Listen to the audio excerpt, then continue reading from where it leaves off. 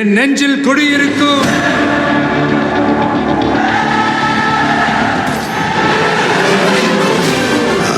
Thalapathy.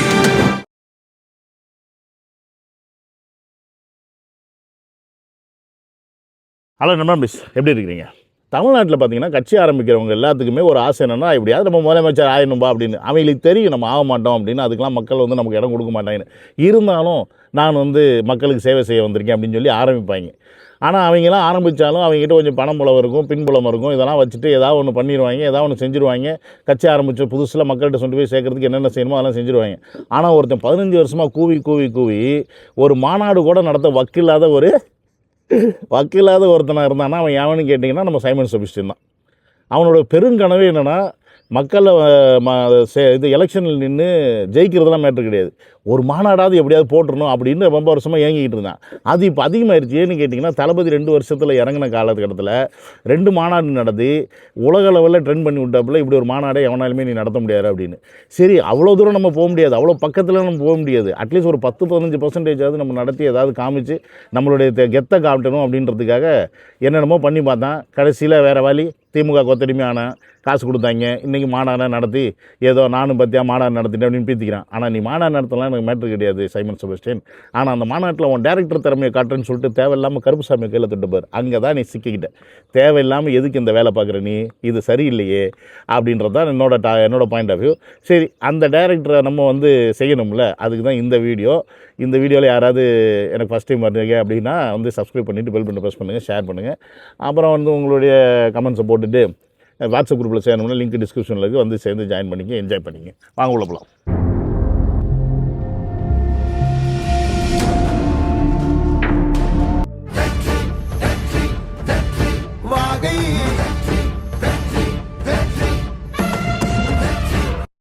Welcome to Vijay stock and welcome to another video. சரி, இந்த மாநாட்டில் பற்றி ஏதாவது சிறப்பாக நம்ம பேசணும் அப்படின்னு பார்த்தீங்கன்னா ஒரு மசருமே கிடையாது. ஏன்னு கேட்டிங்கன்னு வச்சுங்களேன், தெருக்கூட்டத்தில் என்ன பேசுகிறானோ அதை தான் இந்த மாநாட்டிலையும் பேசுவான். அவனுக்கு வேறு எதுவுமே தெரியாது. ஏன்னு கேட்டிங்கன்னா, கிட்டத்தட்ட ஒரு 15 வருஷமாக ஒரே பாட புத்தகத்தை படிச்சுக்கிட்டு இருக்கான். புரியுதுங்களா? நான் தமிழன் அப்படின்ற போர்வையில் அந்த பாட புத்தகத்தை படிச்சுட்டு அதை வந்து ஒப்பிக்கிறது. இதை ஒப்பிக்கிறது வந்து பெரிய விஷயம் கிடையாது. இதை திருப்பி பேசுகிறதுனால ஒரே விஷயத்தை தான் பேசுவான். நீங்கள் பாருங்கள், புதுசாக ஏதாவது எடுத்து வந்து பேசணும்னு கேட்டால் புதுசாக இருக்காது. புது டெக்னாலஜியை பற்றி பேசியிருப்பானான்னு கேட்டால் இருக்காது. நாட்டு நடப்பை பற்றி பேசணுன்னா இருக்காது.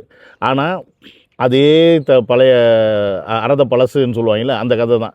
போகியில் போட்டு எரிக்க வேண்டியது எல்லாத்தையும் திருப்பி போட்டு பேசிக்கிட்டே இருக்கக்கூடிய ஒரு அறவே கட்டு மண்டையை தான் நம்ம சைமன் செபஸ்டியன் வச்சுக்கோங்களேன்.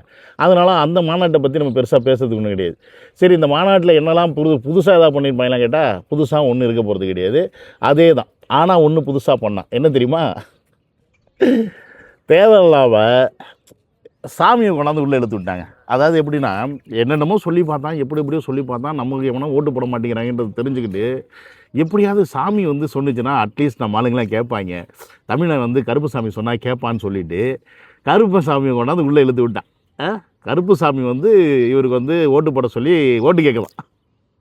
டேய் சைமனே, இதெல்லாம் ஓவரா டேய், இங்கே பாரு, அதெல்லாம் என் குலசாமிடா, ஏன்டா என் போட்டு சாவடிக்கிறீங்க என்ன? அந்த கருப்பு சாமி மட்டும் வந்து கையில் நேராக வந்தான்னு வச்சுங்க, உன்னை அதே அருவாலை போடுவான் பார்த்துக்க. சரி, அது அப்படி என்ன தாயம் பண்ணிடுங்க அந்த கருப்பு சாமி வச்சுன்னு பார்த்தீங்கன்னா, அது ஒரு 8 நிமிஷம் நாடகம். அந்த நாடகத்தை நம்ம இதில் பார்ப்போம் வாங்க.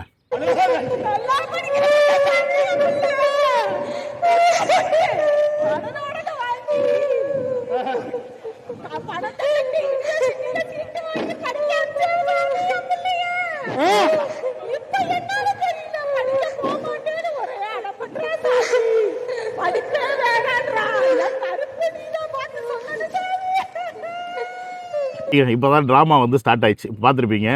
ஆக்சுவலி இந்த ட்ராமாவில் வந்து நடிக்கிறது, ஆக்சுவலி இது வந்து கருப்பு சாமி வந்து ஒரு வாக்கு சொல்கிற மாதிரி தான் இந்த கதையை வந்து இயக்கியிருக்காப்புல நம்ம இயக்குனர் சைமன் செபஸ்டியன். அவர் ரொம்ப வருஷம் ஆனனால என்னமோ தெரில, டச் விட்டு போச்சு. கொடுத்த ப்ராக்டிஸ் பத்தலை போல் இருக்குது. அம்மா டயலாக்கை மறந்துட்டாங்க பக்கத்தில் வந்து அந்த நேரத்தில். மறந்துட்டு யோசிச்சு அம்மா டயலாக் பேசுது. இருந்தாலும் அவ்வளோ பெருங்கூட்டத்து முன்னாடி நடிக்கும்போது கொஞ்சம் பதற்றம் வரத்தானே செய்யும். சாமி ஆடுறவர் பதற்றத்து வந்தாலும் பயத்தை காமிக்காமல் அப்படியே சாமி ஆடுற மாதிரியே ஆடிக்கிட்டு சமாளிச்சுட்டு போயிடுவார். ஸோ அதனால் வந்து அவர் வந்து பிரச்சனை கிடையாது. பட் மேட்ரு என்னென்னா, இங்கே கருப்பு சாமியை கொண்டாந்து வச்சுட்டு ஒரு வேலை பண்ணுறப்பாரு.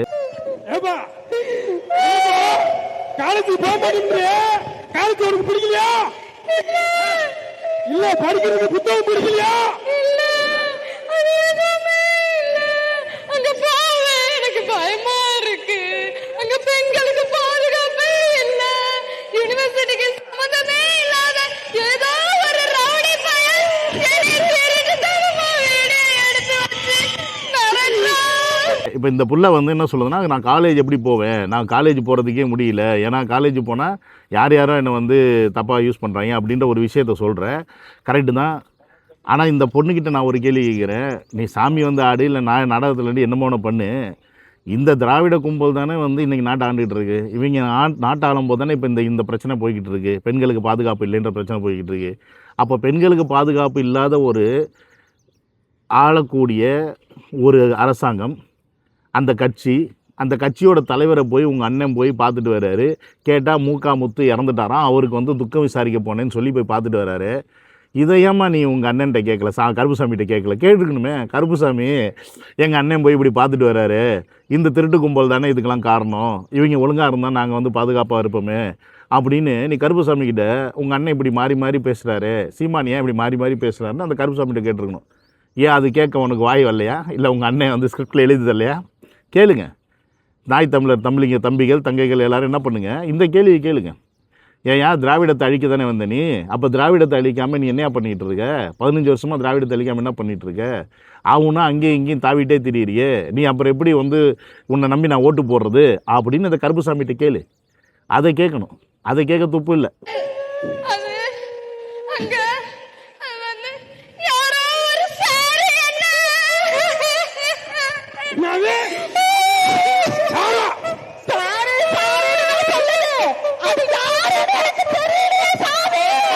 சரி, இது வந்து பார்த்தீங்கன்னா திமுக மட்டும் தொட்டுட்டு அதிமுக தொடாமட்டா இப்படி, அதனால் அந்த யார் அந்த சார் பொள்ளாச்சி சம்பவம் இதெல்லாம் வந்து மிக்ஸ் பண்ணி ஒரு கேள்வி கேட்குறீங்க. அதைத்தான் நானும் கேட்குறேன். நீ திராவிட கும்பலை அழிக்க வந்துவிட்டு திருப்பி அதே திராவிட கட்சிகள் போயிட்டு விழுந்துடக்கூடாது, திராவிட கட்சியில் அழிஞ்சிடக்கூடாது, ஏதாவது ஒரு பிரச்சனைனா இபிஎஸ்கிட்ட போய் பேசுகிறது. கேட்டால் வந்து என்னதான் இருந்தாலும் பல ஆண்டுகளாக வாழ்ந்து வந்த திராவிட கட்சிகள் உடஞ்சிடக்கூடாதுன்ற அந்த ஆதங்கத்தில் போய் நான் வந்து பேசுகிறேன்னு சொல்லி ஒரு சைடு பேசுகிறேன். இந்த பக்கம் வந்து பார்த்தீங்கன்னா திராவிடத்தை அழிச்சே ஆகணும், ஒழிச்சே ஆகணும்னு இந்த பக்கம் கூவுற. இந்த பக்கம் போய் பார்த்தீங்கன்னா வந்து நம்ம யார் இப்போ ஸ்டாலின் அவரை போயிட்டு பார்த்தாலும் பரவாயில்ல, திமுக தான் என்னுடைய சொந்த வீடுன்னே நீ டயலாக் கொடுத்துருக்கியா, நீ பேசியிருக்கியா? திமுக தான் என்னோடய பிரதான கட்சினே பேசியிருக்கே. அப்படி இருக்கும்போது நீ எப்படி திமுக அழிப்ப? உன்னால் எப்படி திமுக அழிக்க முடியும்? நீ திமுகவுக்கு கையடி வேலை பார்க்குற அப்படின்றது ஊர் உலகத்துக்கு தெரிஞ்சோ இல்லையோ, எனக்கு தெரியும். அதுதான் நான் திருப்பி பதிவு பண்ணிகிட்டு இருக்கேன். கருப்புசாமிக்கும் தெரியும். அதனால தான் நிஜமான சாமி வந்து அங்கே ஆடாமல் நீ போலி சாமி வச்சு அங்கே ஆட்டிக்கிட்டு இருக்க.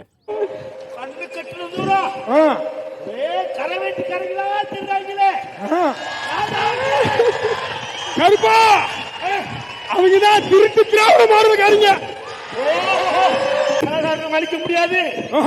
கருப்பனுக்கு இந்த அருவா பத்தாதுடா. அதுக்காகத்தான் அடிப்படை மாற்றம் வரணும்ல.